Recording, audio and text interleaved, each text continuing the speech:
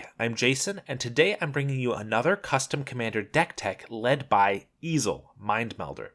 Easel costs 3 blue, black, red for a 2/4 legendary creature human warlock. He has whenever you discard a card for the first time each turn, gain control of target creature for as long as you control Easel Mind Melder. Untap it, it gains haste until end of turn. At the beginning of each end step, if you didn't discard a card this turn, players gain control of each creature they own that you control. Easel wants you to be able to discard a card every single turn in order to take control of a new creature and retain control of those previously stolen. The problem is, as soon as you go just one turn without discarding, you lose control of all those creatures. Side note, I've grown tired of seeing commanders in the past few years that demand you play as many Wheel of Fortune effects as possible. Easel specifically says whenever you discard a card for the first time each turn, so that you can't use a Wheel of Fortune as an insurrection.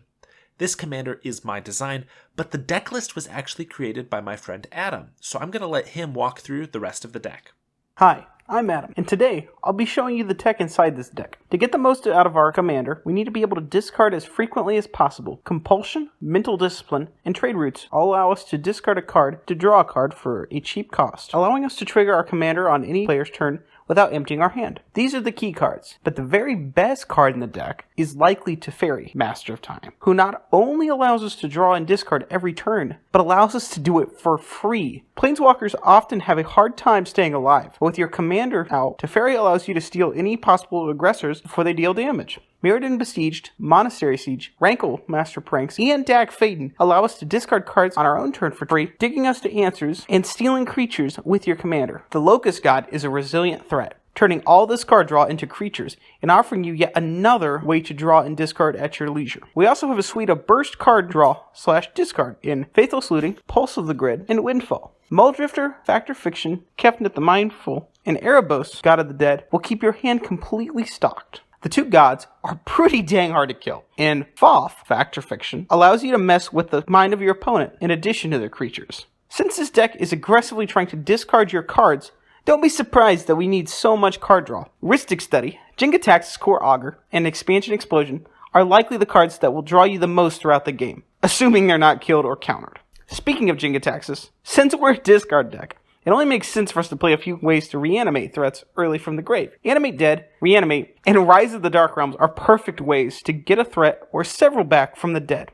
Chainer, Nightmare Adept, is a discard outlet that lets you get creatures back in your graveyard. And Grim Discovery is a cheap way to buy back both a creature and a land. This deck has many cards that are good in specific scenarios, which means that we'll need a few tutors to make sure that we have them at the right time. Demonic Tutor. It's lame and boring, generic, but we're playing black, so of course it's in here. Gamble is a cheap and spicy inclusion. For full value, try gambling when your commander is on the field. Grozoth can fetch our Rise of the Dark Realms, or either of our board wipes, Blasphemous Act or Garruk's Wake. Trinket Mage can of course get us a couple of mana rocks, but also has the ability to find Pithing Needle to deal with pesky planeswalkers or lands, and Shadow Spear, which can gain us tons of life and remove protection abilities from our opponent's creatures. Our last tutor brings us into the next category, Sacrifice Outlets. In the case that you aren't able to discard a card every turn and keep control of creatures with Easel, sacrificing them is the next best thing. Razaketh, the Foul-Blooded, turns any creature stolen into the best card from your deck. Ashnod's Altar grants mana to cast your large spells. Vampiric Rites keeps your hands full. And Drowned Rusalka allows you to steal a creature and sacrifice it on the following turn to steal another creature, over and over. Because of our ability to steal creatures, most of our removal has alternative uses. Izzet Charm, Miscalculation, and Neutralize all double as cards to discard and draw, while Shriekmaw and Noxious Gearhulk serve as your hard removal. Since our commander is fairly expensive, we don't want to have to cast him too many times. Lightning Greaves and Nurok Stealth Suit are cheap ways to make sure Easel is always shrouded. With the inclusion of powerful yet expensive spells like Rise of the Dark Realms and Garruk's Wake and a 15 mana infinite turn combo, Capsize plus Archaeomancer plus Time Warp. This deck looks to have a lot of mana. Soul Ring, Chromatic Lantern, and Gilded Lotus are a must for this deck. It's likely you can get away without including the pricier Mana Crypt, but if you have the budget for a pricey piece, its effect is quite powerful. Arcane Signet is also very good at smoothing your colors, and Everflowing Chalice is included as a personal favorite that has a lot of flexibility as a ramp card. Finally, before getting to the deck's mana base, we have a few miscellaneous control tools and finishers. Grave Titan and Nicol Bolas Ravager are powerful reanimate targets, and Shark Typhoon can act as a discard enabler and flying threat, Or it can turn all of your spells into flying sharks. Opposition, Mind Twist, and Glenalindra Archmage remind your opponent that you're better than them by preventing them from doing what they want to. Colgun's command does a little bit of everything and can even make you discard a card to trigger your commander if needed. Drakehaven offers a way to turn all of your discards into even more creatures, and Agent of Treachery not only steals a permanent permanently, but it has a second line of text that is rather relevant in this deck.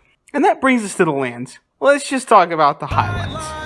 Cycle lands allow you to trigger your commander, turning your usual top deck brick into an act of treason. Reliquary Tower will allow you to discard cards only when you want to, and Academy Ruins and Volrath Stronghold let you reclaim useful cards from your graveyard. Add to that a fairly standard land package, and that is the conclusion of our deck tech. Thanks to Adam for building this deck and walking us through all of the various pieces, and thank you very much for watching. If you're interested, you can find the full deck list in the description, and if you enjoyed this content, please subscribe because there's a lot of cool content we've been working on that you don't want to miss. Thanks for watching.